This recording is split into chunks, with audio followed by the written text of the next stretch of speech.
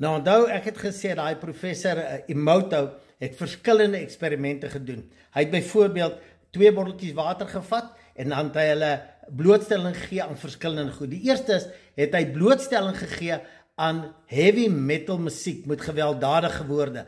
En daarna het hy het in die vrieskas sit. Dan het hy aan die ander, het hy blootstelling gegee aan Beethoven se simfonie. Daai rustige melodieë, ons praat altyd van die Beethoven se gelag, daai goedertjies.